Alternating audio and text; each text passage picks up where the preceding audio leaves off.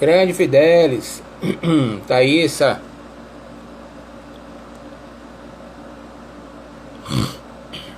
Denise, tudo bom?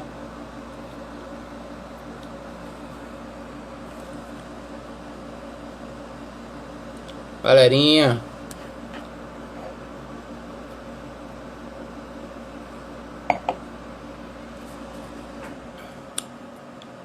esperar a Poliana entrar aí pra chamar ela. Oi, Thaísa. Oi, Denise.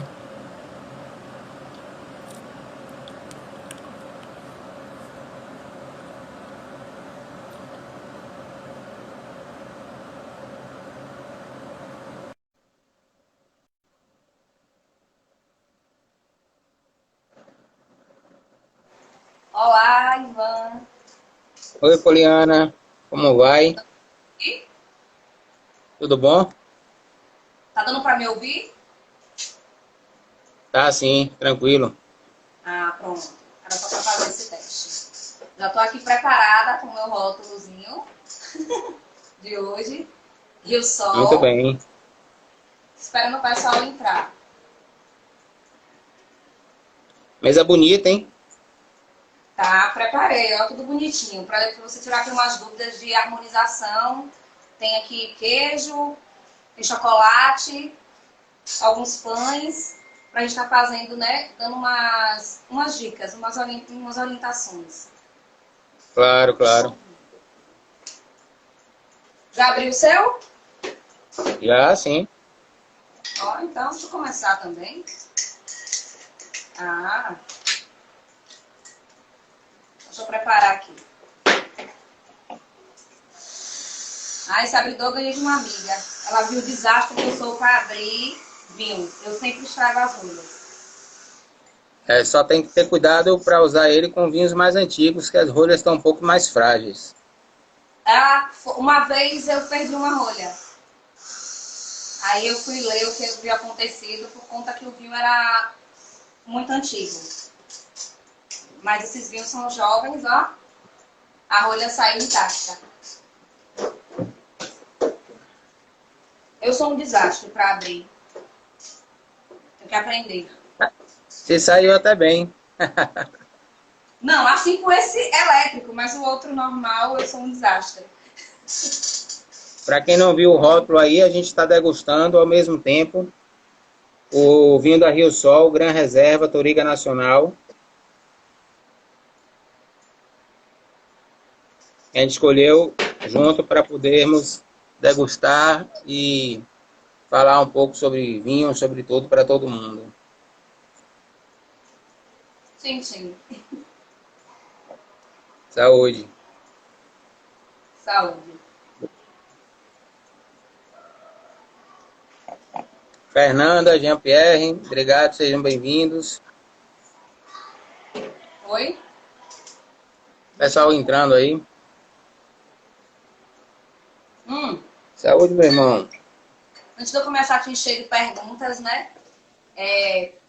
Conta um pouquinho da sua jornada no mundo do vinho, né? Para o pessoal saber, tá entrando, um pouquinho da sua história. Bem, eu comecei, eu já degustei vinho, acho que minha vida toda, né? Mas como o mercado de vinho era muito fechado no Brasil, exatamente por conta das importações e tudo mais, a gente tinha um acesso muito limitado aos vinhos de qualidade que eram produzidos no resto do mundo e ficávamos presos. Oi, Saulo, tudo bom? Ficávamos presos aos rótulos fabricados e produzidos no Brasil, que muitos deles eram vinhos suaves, né, produzidos mais com uvas americanas do que uvas vitiviníferas. E mais de uns 8 a 10 anos para cá, eu comecei a me dedicar um pouco mais ao mundo do vinho. Comecei a estudar mais, ler livros, diversos livros eu já li, já realizei diversos cursos. Tenho duas certificações internacionais, W71 e 2 pela Enocultura. Tenho o ISG nível 1 pela Sona Academy, né? São escolas distintas, uma é inglesa e outra é americana. Estudei duas vezes por W73, mas acabei não fazendo porque cancelaram as turmas de Salvador. E aí depois virei embaixador da Sona Academy para o Brasil inteiro, montei turmas aí no Brasil inteiro, escrevo artigos para o blog do V ao Cubo, e tem vários artigos lá, se as pessoas quiserem entrar lá para assistir, para ler um pouco mais sobre vinho. Acho que deve ter em torno de uns 23, 25 artigos por aí lá publicados. Tem alguns vídeos das lives, né, que agora virou moda por conta da pandemia, né? E aí eu tenho feito algumas lives interessantes e eu tenho falado sobre terroir baiano, falei sobre terroir mineiro, terroir catarinense, mais alguns outros episódios que a gente fez. A gente fez uma viagem para Mendonça, eu e a Regina cozinhamos junto, a Regina do Viajei no Vinho cozinhamos junto. Então, tem sido muito gratificante tudo isso, né? E aí, comecei a ministrar cursos também na área de vinho. Dado Vale Vinho hoje tem, acho que, 6 cursos que são destinados ao público em geral. Introdução ao mundo do vinho, tenho um curso que eu falo sobre a Espanha e suas principais regiões. O curso de queijos e vinhos, que inclusive eu fiz um curso sobre harmonização de queijos e vinhos via online, né? Semipresencial, para esse pessoal, né, se divertir um pouco na época de pandemia, né? E qual o melhor vinho para um casamento? Pessoal, já já eu respondo. E aí,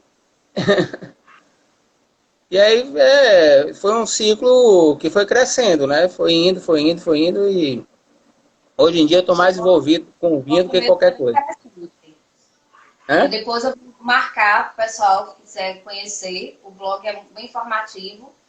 Eu estava lendo, né? Estava lendo sobre a questão do vinho na Bahia. Está bem interessante os artigos. Dá para tirar muito proveito. Depois eu marco sem dúvida. Você. Aí hoje a gente está aqui, ó, o Gran Reserva. A gente fala muito pouco de vinho, né? Há um tempo atrás falava-se muito pouco de vinho, né, no Brasil. E hoje a gente percebe que temos muitas vinícolas, tanto na Bahia, principalmente no Sul. E o vinho brasileiro está recebendo agora um destaque, né? Graças a Deus, as pessoas estão começando a dar valor ao vinho nacional. E a gente tem muito vinho bom, né? A gente tem uma ampla variedade de vinhos de todos os preços. E a live também foi para isso, para que as pessoas possam ter contato com o vinho nacional, que é tão bom quanto o vinho de outros países, né? Não tem melhor ou pior, né? Tão bom quanto. E hoje por isso que nós trouxemos também aqui para vocês. Ele aqui é do Vale, né? O Rio Sol do Vale do São Francisco, pertinho. E aí, às vezes, a gente não dá um valor ao que nós temos. Valorizar o que é nacional, né? Tanto que nesse curso semipresencial de queijos e vinhos que eu fiz, eu utilizei só queijos brasileiros, em especial queijos mineiros, e foram 3 vinhos também nacionais, né? A gente montou um kit com queijos e vinhos e cada um recebeu na sua casa um kit específico. E foi bem legal, teve uma repercussão muito boa. Mas antes de eu lhe perguntar para você falar um pouco sobre sua vida e sua relação com vinho, para a gente não passar despercebido, o Alielson perguntou qual o melhor vinho para um casamento, né? Essa é uma pergunta muito difícil de se responder e ao mesmo tempo fácil, né? Digamos assim. É difícil pelo seguinte: primeiro a gente precisa saber o que é que vai ser servido no casamento, né? Então cada vinho tem sua expertise, cada vinho harmoniza de uma forma. Se você for fazer um brinde apenas com um bolo, que geralmente é um bolo branco, que as pessoas costumam utilizar, né? E aí depende do que você vai utilizar no casamento, né? Se você vai utilizar um brinde com bolo e uvas, como as pessoas costumam fazer, que é um brinde um pouco mais simples, eu utilizo um champanhe brut, um espumante rosé brut, né? Ou um espumante, se for uma coisa de mais qualidade. Muito embora eu acho que os espumantes brasileiros não devem nada a muitos champanhes e espumantes de qualidade, ou cavas, ou seja lá o que for, do mundo todo, né? Que a gente está muito bem servido de espumante aqui no modo geral. E depende também do que você vai fazer em termos de comida, né? Se você for servir um jantar, você tem que saber o que é que você vai servir para a gente poder harmonizar em termos de qualidade de vinho. Seja, se for um peixe, uma coisa assim, a depender do peixe, você pode servir um vinho branco, você pode servir um vinho tinto com um pouco menos de tanino, você pode servir um vinho mais encorpado, se for um prato de carne, um filé com algum molho de queijo, alguma coisa desse tipo. Então isso é muito relativo, depende da composição do que vai ser servido no casamento. Espero ter respondido basicamente aí, né, Poliana? Agora me fale aí, você, como é que despertou para esse mundo de vinho? Da onde surgiu o projeto Vinhos e Prosa? Me fale aí um pouco disso tudo, dessa história. Bem, o contato com o vinho seco, né? Porque assim, nós temos também muito hábito de tomar muito vinho suave no país, né? Então, o contato com o vinho seco tem uns 10 anos. Né? Foi a casa do ex-namorado que eu tinha, o pai dele tinha uma garrafa de vinho, ele disse, tem um vinho argentino, tô até argentino o vinho. E aí, você toma? Eu falei, nunca tomei, abre que a gente vê. Aí abriu, gostei do vinho, isso aqui, uns 10 anos. Gostei do vinho. Aí a partir daí eu comecei a buscar e percebi essa deficiência que a gente tem no mercado, principalmente no interior, né? Porque você mora em Salvador, né? Eu sou de Araci, né? Morava num povoado chamado Pedra Alta. Então, encontrar vinhos era muito complexo. Aí comecei a procurar ir no mercadinho em Araci, até o mercadinho Zaire. Ele tem alguns rótulos, mas mais rótulos argentinos e chilenos, né? Então, os vinhos que comecei a tomar foram desses países. Aí, com o tempo, vendo a necessidade, eu assinei uma revista chamada Wine, né? Aí eu comecei a receber vinhos e comecei a receber revistas. Aí eu comecei a ler um pouquinho também sobre o vinho. E aí, com umas amigas também que começaram a tomar vinho, aí junto a Ana Cláudia, Jeane, Jai, Babi. Aí falei, vamos fazer um Instagram, né? E para estar falando das aventuras do vinho, aí montamos o Instagram e depois ficou lá paradinho. O projetinho morreu, né? Do Instagram, cada um seguiu um rumo.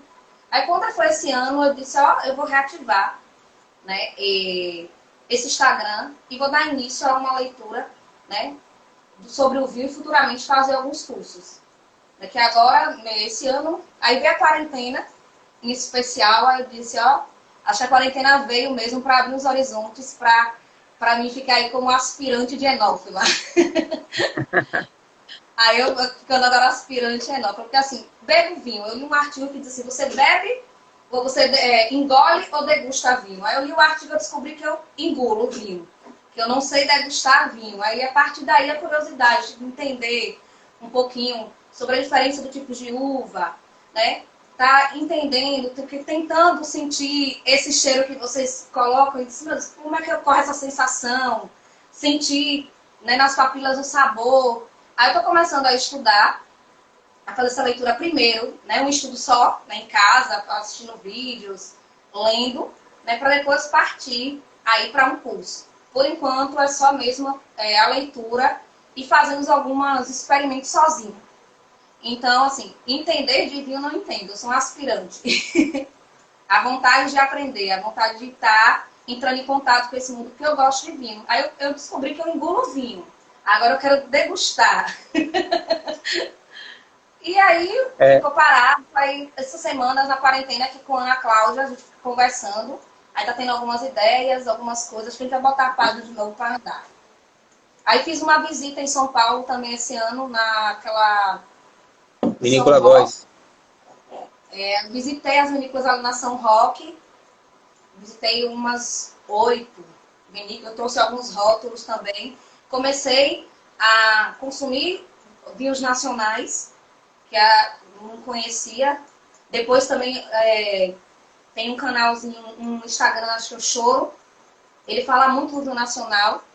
Ele traz muita informação, né, de vinho nacional. Foi a parte dele também que eu comecei a pesquisar sobre os rótulos brasileiros e a perceber que o Brasil ele é vasto em vinícolas, né?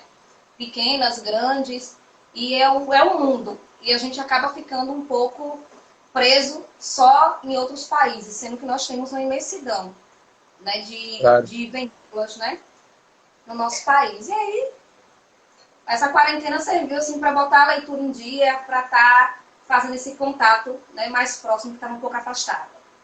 Iniciar novos projetos. Uhum.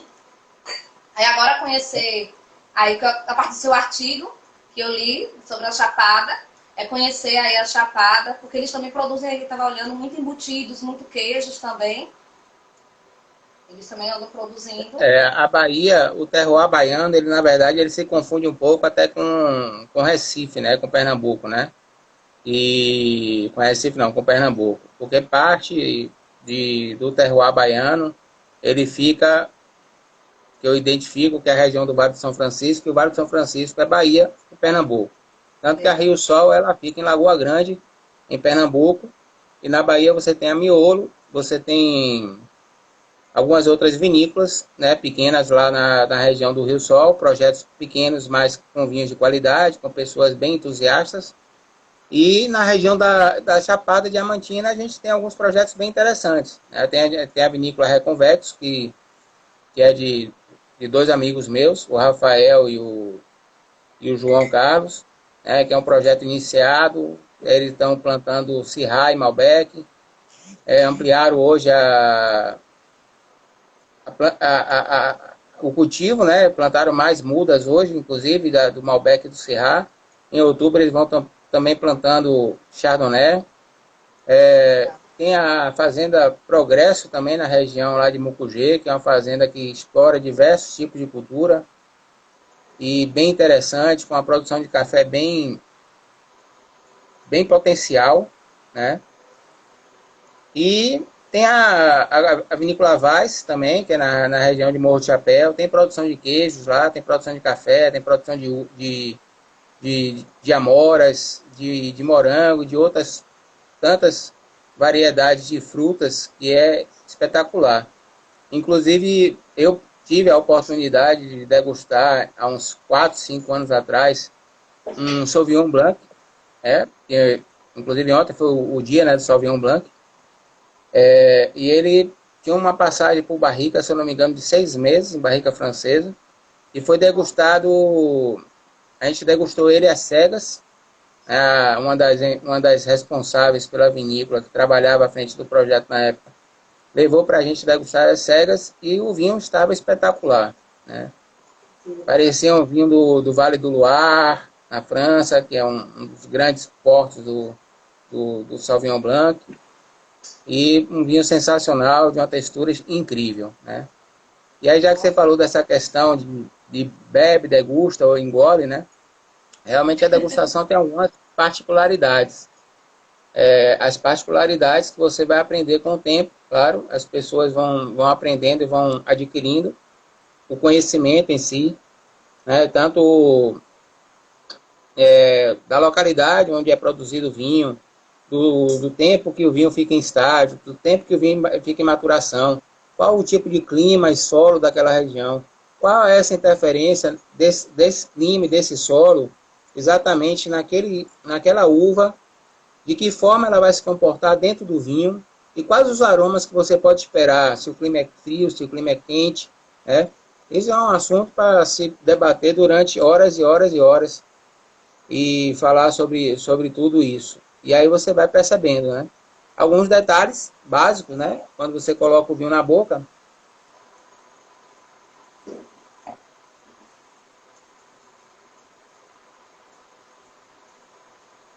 Se você joga o vinho aqui para baixo, você vai sentir a acidez do vinho. Então, quanto mais a boca enche de saliva, maior a acidez do vinho. Quando você bota o vinho aqui em cima, nessa parte superior da boca, e ele começa a travar, aqui você vai identificar a parte do tanino. São essas duas referências mais fáceis para a pessoa poder identificar, né? Aqui você bota aqui na boca, fecha a boca e ela vai salivar. Ela vai encher de água. Quanto mais rápido ela enche, mais maior é a acidez. E o tanino, quanto mais ele repuxa a pele, maiores são os taninos. O que é que são taninos, né? Os taninos são, vamos supor, eu acho que as pessoas já devem ter comido uma banana um pouco verde, né? Um pouco mais verde. Ela tem aquela nódoa e dá aquele travamento na boca que repuxa a boca. Esse é o efeito que os taninos fazem no palato, né? Então ele repuxa, e aí quanto mais repuxa, maiores são os taninos, entendeu? Mas isso é assunto também para um monte de coisa, para poder ir identificando os aromas, tudo isso. Hã? É porque é uma coisa assim muito extensa a questão da degustação, mas só para ter uma noção mesmo. O pessoal tá Sim, sim, entrando, só para dar uma base para as pessoas, né? Porque o intuito foi esse também, né? é só para a gente ter uma ideia, né? Desse Claro. mundo. Exilda perguntou alguma coisa. Eu tô com assistente aqui hoje. Olha aí, assistente. Perturbando. E aí, como eu tava falando, então a gente começa a gente toma vinho com os amigos, aí começa a conversar. Eu converso muito O Ana Alielton Cláudia. perguntou quantos anos eu tenho no ramo do vinho. Eu devo ter em torno de uns, ligado diretamente ao ramo do vinho, acho que uns 5 anos. Mas que eu já bebo vinho, já degusto vinho, já estudo sobre vinho, bem mais de 10 anos. Mas nesses 5 anos eu já fiz uma enormidade de coisas. Já dei aula em cursos São Paulo, Rio de Janeiro, Feira de Santana, inclusive, já dei um curso em feira. Itapetinga, né? Já participei de alguns cursos realizados no Parque de Exposição lá em Itapetinga. Então, a enormidade de coisas que eu já fiz nesse mundo aí. Jantares harmonizados de diversas formas. Fiz algumas verticais de vinho, né? A gente tem 2 modos de degustar alguns vinhos. Um é vertical, que no caso a gente pegaria esse Rio Sol, Gran Reserva. Esse aqui é safra 2014. E a gente degustaria algumas safras desse mesmo vinho, dessa mesma uva, mas de anos diferentes. E daí seria uma degustação vertical. Seria 2014, 2015, 2016, 2017, 2018, vamos supor. E você tem a degustação horizontal. E você pega vários vinhos de diversas vinícolas da mesma casta e do mesmo ano. Então eu pegaria um Touriga Nacional da Rio Sol, um Touriga Nacional da Miolo, um Touriga Nacional de outras vinícolas, todos da safra 2014, né? E aí você degustaria para saber a percepção, daí a diferença de cada vinho dentro da mesma safra. Inclusive, eu tenho a Sheila Almeida. Eu adoro vinho, porém ainda não consegui tomar o seco. Qual o melhor vinho seco para iniciante? Bem, Sheila, eu vou aproveitar se o Saulo está aí. Ontem eu participei, por acaso, de uma live do Saulo, que ele me pegou e me pinçou, né, no meio da conversa, e me chamou para conversar um pouco. Eu recomendo que comece com um vinho de transição, né? Ele, inclusive, falou sobre essa questão dos vinhos de transição. E um dos vinhos de transição que eu recomendo é o Naturelli, da Casa Balduga. E são uns vinhos suaves, mas feitos com uvas vitiviníferas, né? Então ele já tem uma percepção de tanino, já tem uma acidez legal, e a pessoa pode fazer essa transição tranquilamente. Eu não recomendaria não começar por um vinho seco, nem pelas uvas Carmenère e nem pela Cabernet Sauvignon. Tá? E se você quiser ir direto para o vinho seco, você começa ou pelo Merlot ou pelo Malbec. Elas são Brasil, uvas... ele é bem reconhecido pelo Merlot, né? Hoje fora a gente ganhou, né, algumas, principalmente as cegas, a gente está aí na frente, está valendo que o Merlot é como se fosse a nossa carta de visita, né? Aí eu digo que a gente tem 3 identidades aqui no Brasil, né? A gente tem o Merlot, muito reconhecido lá no Sul. A gente tem o Syrah e o Tempranillo, que tem sido muito reconhecido na região de Minas e Bahia, né? Tem evoluído de uma qualidade extrema, sem contar a região próxima a Brasília, Goiás, que tem um Syrah, que eu acho um dos melhores vinhos que eu já degustei na minha vida aqui, nacional, que é o Intrépido, produzido na Serra dos Pirineus, em Goiás. É um vinho fantástico, de uma elegância, assim, um corpo que ele tem sensacional, né? E E sem contar os espumantes brasileiros, né? Os espumantes brasileiros são excepcionais, né? A campanha gaúcha tem espumantes deliciosos. Santa Catarina tem alguns espumantes muito bem feitos. São Paulo tem alguns espumantes também no interior de São Paulo, perto da Serra da Mantiqueira. Minas Gerais também tem algumas coisas sendo produzidas. Os espumantes da Rio Sol são muito bem elaborados. Os espumantes da Miolo também, tem o Terra Nova, tanto o Brut como o Rosé, mesmo com toda a simplicidade deles, mas são vinhos espumantes que agregam muito, né? Aninha, o Intrépido é uma joia rara, viu? Quem consegue comprar e encontrar, compre. Qual? O vinho Intrépido é um Syrah feito na Serra dos Pirineus, lá em Goiás. O Moscatel, o Cheque em Comali, né? Falou, achei o espumante... Eu não estou conseguindo acompanhar. Tá conseguindo?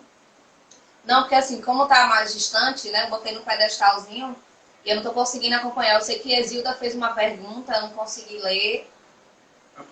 Quem perguntou? Acho que Exilda. Eu vi.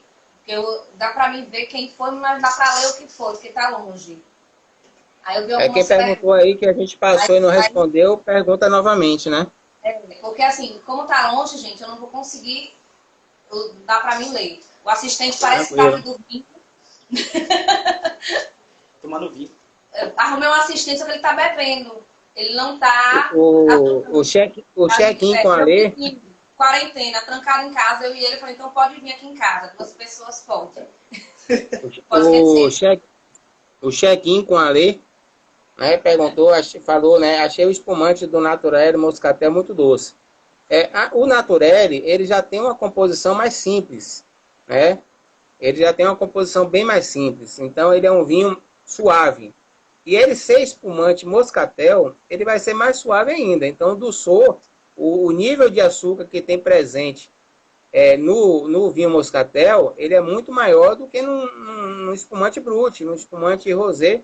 Porque você tem uma graduação de açúcar que tem que acompanhar, que acompanha exatamente cada nível de espumante. Você tem o Nature, você tem o Brut, você tem o Demi-Sec, você tem tem uma frequência que você tem uma graduação de nível de açúcar. O Moscatel já é uma uva doce, né? Já é uma uva doce. Então, ele já foi feito para ser doce. E a Naturelli, ele tem uma linha bem mais doce. Ele serviria como um vinho de transição. Mas quem quer sair do vinho doce para o vinho seco, não vá pela linha do Moscatel, nem... Entendeu? O Moscatel é muito doce. Você vai continuar no doce. E aí é para quem está começando a querer fazer essa transição. No caso. Perguntou, já está respondendo. Eu pedi dicas para iniciantes escolher um bom vinho. Eu acho que iniciantes têm que escolher um vinho... Do vinho. O que mais te motiva no mundo do vinho? O que mais te motiva no mundo do vinho e o que você não gosta nesse mundo do vinho? Pronto, posso falar? Rapidamente. Fala aí. Assim, o que eu gosto essa questão toda que, assim, como eu falei a você, eu estou estudando o que eu gosto, eu quero entender, aprender a degustar. Eu acho interessante essas regras de taça, acho interessantíssimo toda essa composição. Mas às vezes eu acho que o que afasta as pessoas do vinho é achar que o vinho é algo padronizado. É algo que só quem tem condições pode comprar. Só quem tem dinheiro, porque existe uma série de, entre aspas, frescura. Então acho que isso acaba afastando as pessoas e não é. O vinho, você bebe como você bebe cerveja, como você bebe cachaça, eu amo cachaça. E você escolhe, a escolha ela é sua, eu vejo dessa maneira. A escolha ela é sua, você bebe ele num copo descartável, num copo de extrato, num copo mais sofisticado, isso é escolha sua, isso é gosto e isso é condição. É claro que se você vai tomar um curso, se você quer entender da regra daquele local, tudo tem regras, né? Em todo lugar que você vai tem regras, mas isso não quer dizer que você tem que segui-las todo o tempo. Tem dia que você só quer sentar e beber, não importa onde, não importa como, você quer beber. Aí tem dia que você quer já sentir o sabor, já fazer uma harmonização. Então, eu acho interessante isso, essa transição que você pode estar fazendo. E que eu acredito que afasta as pessoas é não entender que tudo tem regra e que você não é obrigado a seguir essas regras. Você gosta de beber, você vai lá e bebe do seu jeito. Né? E acho que é isso que o Concordo. pessoal acaba sentindo esse distanciamento do mundo do vinho. E que o seu blog é interessante, que ele tem várias coisas para ser lida, e também o Instagram do Choro, porque ele desmistifica, né? Isso que é um padrão só, um padrão único. E ele traz, né, de uma forma mais simples o que é o vinho. E tem vinho para todo mundo, para todo bolso e para todo gosto. Assim como tem cerveja, assim como tem cachaça, né? E outras bebidas. Eu Sem gosto dúvida. de taça, então toda vez que encontro uma taça diferente, assim, eu gosto, eu vou e compro porque eu gosto. Mas se não tiver taça, eu pego um copo de extrato. O importante é eu estar bebendo. Né? Mas assim, eu gosto dessa harmonização, desse conjunto. Mas não que é algo que tem que ser sempre. Ontem eu tomei vinho com cuscuz, estava afim de comer cuscuz. E estava bebendo um vinho, tomei vinho com cuscuz. Então, acho que a gente tem que fazer aquilo que gosta. A combinação O seu vinho, suas regras, né, Poliana? o seu gosto. Inclusive, uma vez eu fui para São Paulo ministrar um curso lá em São Paulo, né? E acabei perdendo o voo de volta, né? E aí tive que comprar um voo pro dia seguinte, mas era um voo tão louco que fui pro Rio de Janeiro, e do Rio de Janeiro eu fiz conexão para Salvador, né? E aí eu fiquei quase 5 horas de relógio no aeroporto do Rio, esperando a conexão. E não podia sair do salão de embarque, porque seria no mesmo local. Eu disse, eu não vou andar não, tinha restaurante, tinha tudo perto, vou ficar por aqui. E aí eu fui numa lojinha de delicatessen e só tinha minizinhas garrafas, né, para degustar. E não tinha taça, só tinha copo descartável. E eu tomei, eu acho que umas 10 mini garrafas e só em copo descartável. O importa é beber. Importa é beber. Tem dias que você tá para degustar, tem dias que você tá para estudar, para se aprofundar mais sobre o vinho.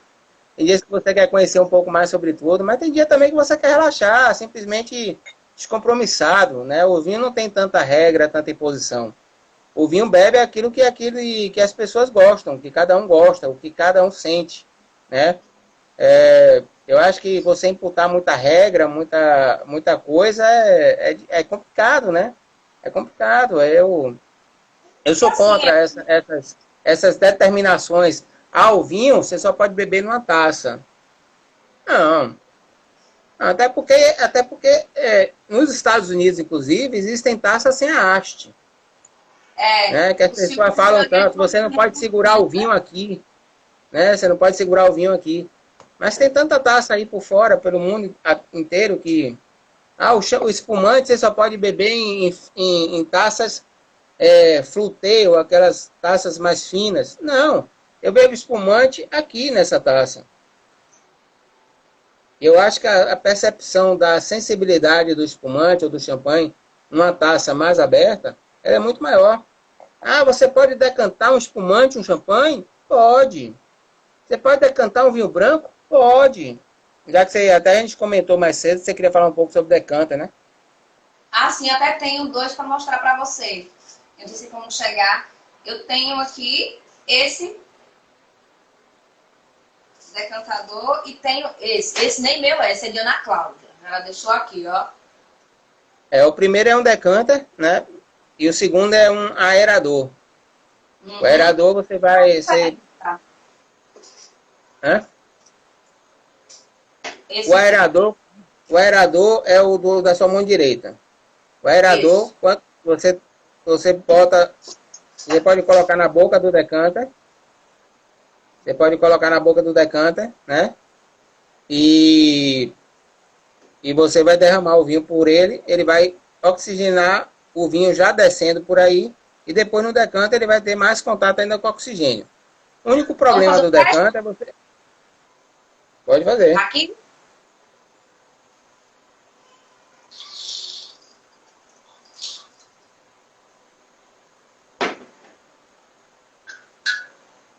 Aí aqui...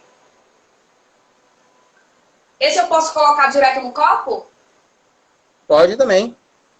Pode, né? Você pode colocar em cima da taça e derramar o vinho por dentro deles. E qual é a função do decanter? Olha o que a André está perguntando aí. Oi, André. Lê aí, Elielson.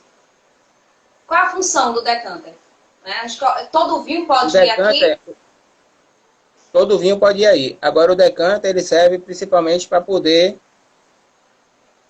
aerar o vinho, né? Ou eliminar as impurezas que possam ter no vinho. Ele é muito utilizado para vinho de guarda. Para vinhos com muito tempo já de guarda, e ele pode ter algum resíduo dentro dele, né? E aí esses resíduos vão ficar no fundo do decanter, né? Tanto que os vinhos de guarda, geralmente, quando você não tem decanter, vão ser servidos, e até mesmo quando eles são decantados, eles geralmente não derramam toda a garrafa no decanter. Fica sempre com um dedo abaixo, porque ele precisa geralmente os resíduos ficam mais no fundo da garrafa, né? Você deixa a garrafa descansando um pouco antes de abrir, os resíduos vão sedimentar, você vira no decanter, o decanter vai reter também os resíduos na parte baixa dele, né? Quando você derramar na taça, eles vão ficar presos nessa parte lateral, né, do decanter. Então eles acabam não virando. E aí geralmente o resíduozinho, que é o final do que está no decanter, você não derrama. André fez uma pergunta. Deixa eu ver qual foi, Nelson. Qual a diferença entre o vinho do Porto e os outros vinhos? É basicamente o processo de vinificação, que é feito entre um e outro, né? O processo do vinho do Porto, ele encerra o processo de vinificação.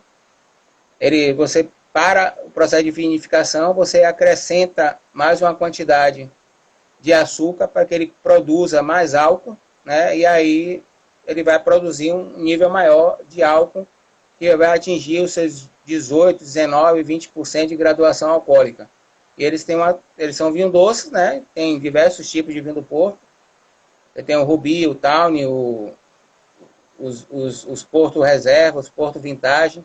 Né? E existem vinhos do Porto, inclusive, que duram a guarda em torno de 200 anos. Poxa. Aí eles me perguntaram também por que não encher a taça? Ou encher a taça? Aí eu brinquei, eu falei, a escolha é sua. Mas geralmente a gente não enche a taça por conta da oxigenação, para poder, quando você quer degustar, né? Para poder estar sentindo aromas. E é por isso essa questão de encher ou não a taça. Se você está bebendo, você pode botar o que quiser.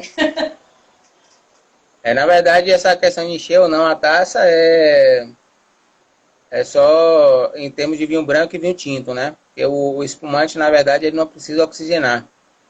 Isso. Então, por isso, a taça, geralmente, você pode até encher um pouco mais, né? Mas existem muitas pessoas hoje em dia, que é uma tendência muito grande na Europa também, que as pessoas estão decantando os espumantes e os champanhes, que eles acabam oxigenando. Aí podem falar, mas aí vai acabar o perlage, né? O perlage são aquelas bolinhas, né, que saem. Sim, vai acabar o perlage, mas você vai ficar com a essência que é o vinho branco, né? Que é da onde é feito ou o vinho rosé, né? Que deu a essência, que deu a continuidade de todo o processo. Aí também, assim, quem não tem, porque assim, a gente não tem como chegar numa temperatura exata, mas assim, quem não tem uma adega em casa, né? Como a gente chegar próximo a uma, vamos supor, porque às vezes eu estava percebendo que eu estava tomando um vinho muito gelado, né? Como se aproximar a essa temperatura ideal para os vinhos tintos? A gente está numa região de clima bem quente, né? A Bahia, hoje em dia nem tanto, mas antigamente ela era considerada verão o ano todo, né? Então, eu diria o seguinte, se você não tem adega em casa, você geralmente, preferencialmente, você deve guardar o vinho sempre em locais com baixa incidência de luz, inclusive do sol, e luz artificial, tá? Que podem prejudicar o vinho. Você tem que deixar o vinho numa posição de preferência horizontal, tá? Para que ele possa, se for um vinho de rolha, ele possa umidificar a rolha e não ressecar a rolha. Que o ressecamento da rolha pode causar o rompimento dela quando você abre o vinho. Tá? Você, diante disso, se você não tem adega, você pode botar, por exemplo, um vinho tinto, coisa de 30, 40 minutos antes na geladeira, que ele vai adequar a temperatura ideal para você degustar, tá? E o vinho branco você pode colocar ou em torno de 1h30 na geladeira, ou em torno de meia hora no congelador, que ele vai atingir também a temperatura ideal para você degustar. É meio complicado você manter todo esse tempo a mesma temperatura, inclusive na taça, né? Você não vai ter como refrigerar a taça. Aqui, pelo menos, hoje está muito quente. Tá quente? Aqui tá tranquilo, aqui tá tranquilo porque eu tô com ar-condicionado. Se tivesse sem ele, estaria calor. Aí, assim, já que você falou em rolha, né? Após aberto, né? Como eu posso conservar? Eu não tomei esse vinho todo, vamos supor, né? Apesar que isso não acontece comigo. Quando abro, não consegue ficar. Mas tem pessoas que não tomam a garrafa inteira. Então, assim, como conservar? Quantos dias? O que é que modifica? Eu posso até contrariar algumas pessoas que estão presentes na live, que eu acho que entendem também bem de vinho, né? E diante do que eu vou dizer, eu já aguentei um vinho do Porto, vintage, durante 2 anos, fora da adega, fora da geladeira, no bar, um vinho do Porto, no bar. E esse vinho, ele acompanhou uma evolução fantástica. Isso se aplica a todos os vinhos do Porto? Não. Não. E nem a todos os vinhos, e eu não recomendaria fazer isso com nenhum vinho, na verdade. Foi uma experiência que eu fiz, que deu certo, né? E ele realmente ganhou um corpo, uma textura sensacional e fantástica com a evolução. Mas o que é que você pode fazer com um vinho que você abriu e você não bebeu todo? Você tem algumas fórmulas de poder conservar esse vinho. Tem algumas bombinhas, né, que se utilizam, alguns sistemas que se utilizam no dia a dia, que podem encontrar no mercado facilmente, né, que tem um vácuo. É a do vácuo? Tem a do vácuo, né, que é um vácuo van que você bombeia. E você bombeia o vinho, bombeia dentro do vinho, ele elimina todo o oxigênio. E quando estiver preso, você... Eu tenho essa. Eu ganhei até do Grupo Miolo. Um amigo foi na vinícola deles, visitou, aí trouxe pra mim. Só que eu usei uma vez. Na sua mão direita tem uma rolinha preta, né? Isso, ó. A parte do bico você vai encaixar a parte do bico fina, você vai encaixar na tampa do vinho, na boca do vinho. Essa, né? A parte fina você encaixa dentro do vinho. E essa é a parte mais grossa, você vai encaixar o vácuo em cima dela. E aí você bombeia. Aqui? Isso, e aí você bombeia. Até ela entrar. Aí você vai bombear até você não conseguir mais bombear. Quando você parar de bombear, aí você eliminou todo o ar. Aí essa rolinha preta aí, ela vai ficar presa. Tá? Tragédia. Eu usei uma vez, porque como eu falei, eu abro a garrafa e não fica. Mas eu sei. Sim. Eu também tenho em casa, também não usei também não. Eu tenho, caso precise. Claro. A Leandra tá perguntando. Perguntaram quantos dias na geladeira, né? Se não tiver a bombinha. Eu já deixei vinho de castigo na geladeira 2 dias, que ele estava tão ruim, com tanto tanino, com tanta acidez, com tanta coisa errada nele, que eu disse, eu vou deixar ele aqui de castigo, respirando. Né? Já tinha tomado ele lá um pouco, né? Deixei um pouco de ar, não tirei o ar, exatamente para oxigenar e ele poder evoluir. E Passado 2 dias, o vinho estava uma seda. Delicioso, maravilhoso, né? Tragédia da live aí, ó. Deixa eu te perguntar, não sei se foi impressão minha, mas me tira uma dúvida. Eu recebi um vinho, só que ele era meio seco, né? Aí, só que assim, pra mim ele é muito doce. Acho que é o hábito, né? Que não tenho mais de tomar vinho suave. Aí eu achei ele muito doce. Eu digo, vou deixar esse pronto, eu guardei ele. Foi esses dias. Eu vou deixar esse vinho aí na geladeira pra ver. Né? Aí depois de 2 dias eu tomei, eu achei que ele tava com um teor de açúcar menor. Não sei se foi impressão minha ou isso acontece quando a gente deixa esse vinho na geladeira. Eu não bombeei nada. Como o vinho ele não era de... Ele era de vedação, ele não era de rosca, de rolha. Né? Aí eu coloquei... Eu peguei e devolvi ele pra geladeira. Ele era de rolha, de tampa, né? Aí eu queria saber se isso é real ou foi só uma impressão minha. Não, realmente existe essa condição. Ele pode evoluir um pouco, sim, tá? Porque o oxigênio vai entrar em contato com o vinho. Então, como ele tem açúcar, ele vai transformar aquilo dali em outros elementos, entendeu? Então, ele vai evoluir. Se ele não encontrar nada para evoluir, ele vai começar a oxidar o vinho. Né? Então, a depender do tempo, ele pode oxidar. Né? Foram 2 dias só. Aí eu falei, não vou bombear, não vou tirar o ar, porque eu quero ver se a sensação doce diminui. Eu achei que diminuiu, mas foram só 2 dias. Já que a gente está falando e mostrando a diferença entre... Qual é a diferença? Existe... Quer dizer, eu gosto de rolhas. Porque até eu coleciono. Nem dá pra ver pra vocês, eu coleciono rolhas. E esse ano eu comecei esses aqui são desses dias. Esses dias de quarentena. Aí eu comecei a escrever. Eu comprei uma caneta. E esse ano eu falei que ia escrever nas rolhas. Hoje mesmo, isso aqui eu vou escrever.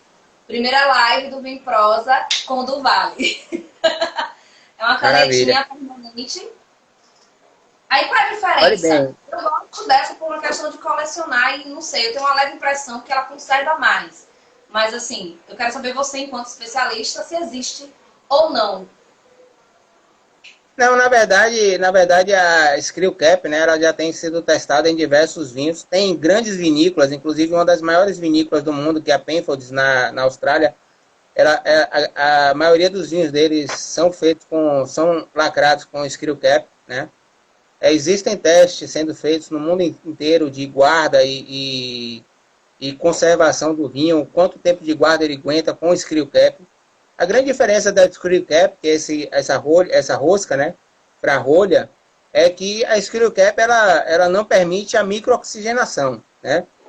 A rolha, na verdade, ela só presta essa rolha natural ou a rolha um pouco aglomerada, porque a rolha sintética não serve para nada, tá? Então, o Screw Cap, ela não muda em nada a percepção do vinho. Ele pode evoluir por dentro mesmo da garrafa, mas ele não vai apresentar nenhuma microoxigenação.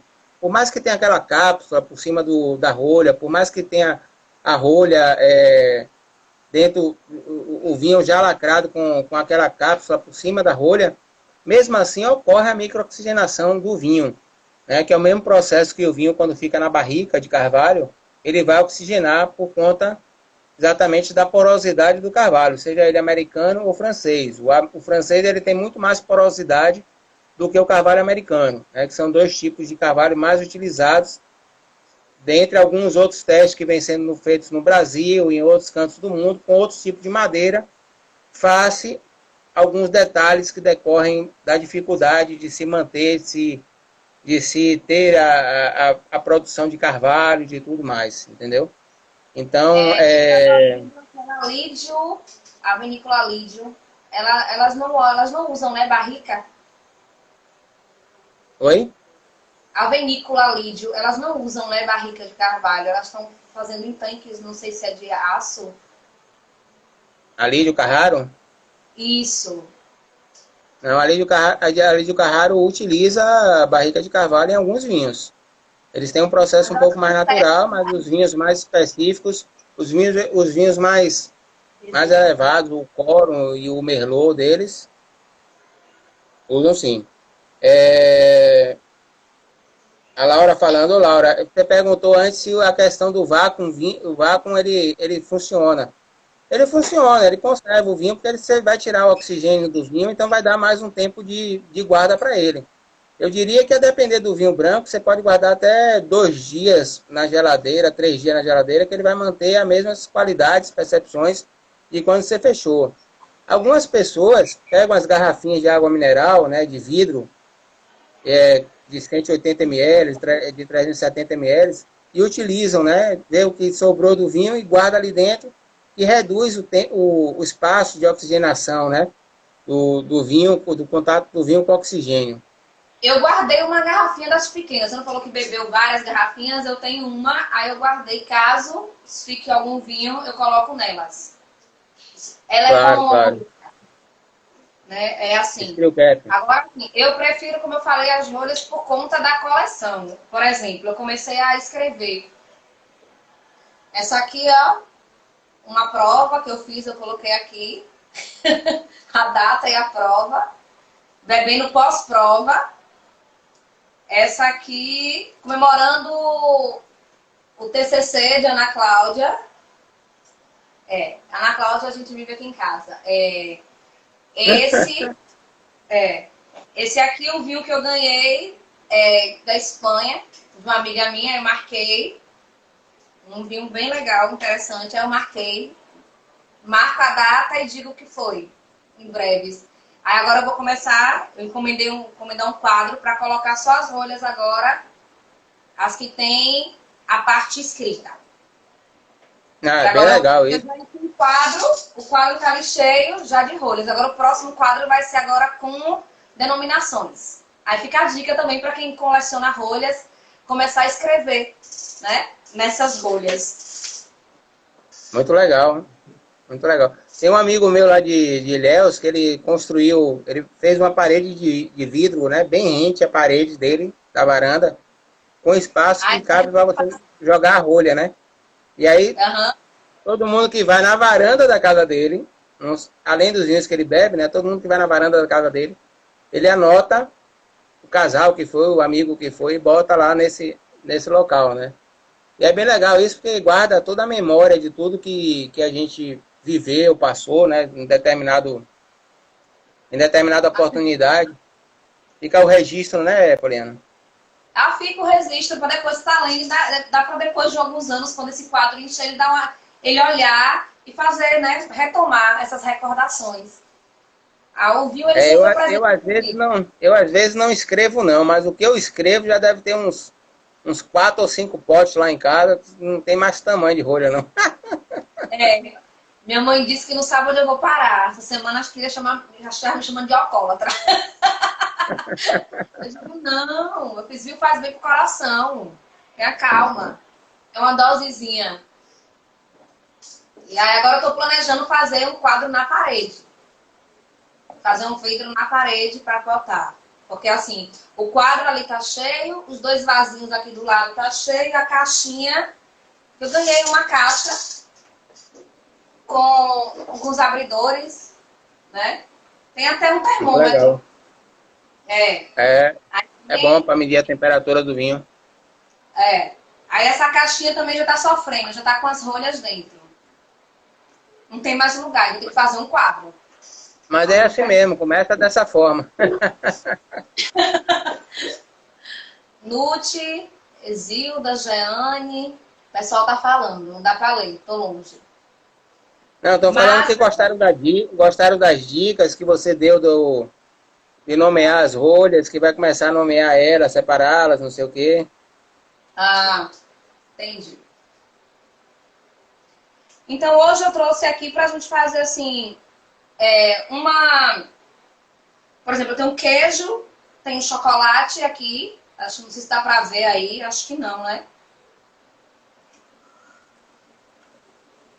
Eu tenho Essa aqui tábua tá... sabe assim, qual tipo de uva a gente está podendo harmonizar? Esse chocolate é meio amargo. Esse chocolate é até é da Bahia. Eu comprei por um acaso depois que eu fui ler. Deixa eu até mostrar para vocês. Eles não me patrocinaram, não é porque eu gostei mesmo. Mas aceito patrocínio. É Gran Cacau. Acho que dá pra ver, deixa eu ver. Aqui. Aqui. Não sei se dá pra ver aí. Bem Dá, legal. Eu achei bem gostoso o chocolate, 70%. Ele é de... Como a gente tá falando, pra estar valorizando o que a gente tem, né? É Bahia e Piauí. Eu vou até marcar. Piauí. É um chocolate, 70% de cacau.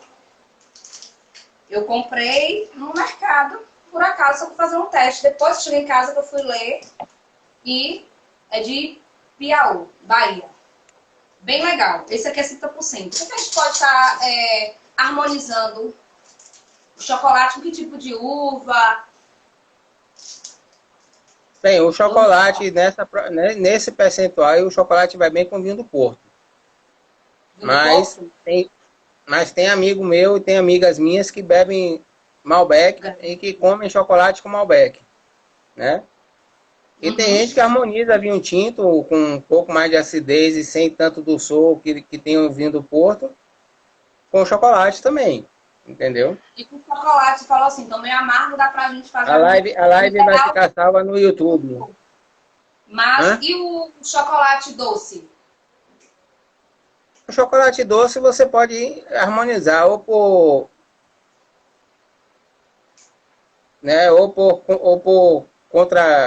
contrapor os sabores, né? Ou por oposição ou por semelhança, né? Isso é muito complicado. Aí o amigo meu, Rodrigo C, tá falando que gosta de chocolate com vinho tinto. Sabor. É aquilo que a gente falou anteriormente. Seu gosto, seus vinhos, suas regras, entendeu? Entendeu? É basicamente isso. Você tem que... Se você gosta, maravilha, pô. Vá ser feliz dessa forma, entendeu? Mas eu digo assim, dentro da técnica, né? Do que vocês estudam, a gente está perguntando dentro do que você estudou, o que a gente pode estar harmonizando. A minha amiga Yamara entrou, não dormiu, amiga, que ela disse que esse horário é ruim, porque lá na Europa já são que horas? Eu não entendo de fuso horário, gente. Eu ligo pra ela tá dormindo.